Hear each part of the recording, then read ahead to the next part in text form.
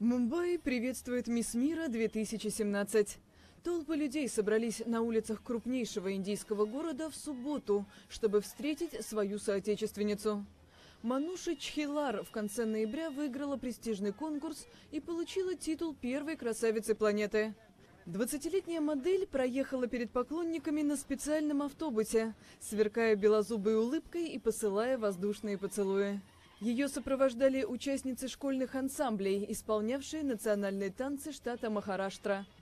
Чхилар стала первой за 17 лет представительницей своей страны, получившей звание «Мисс Мира».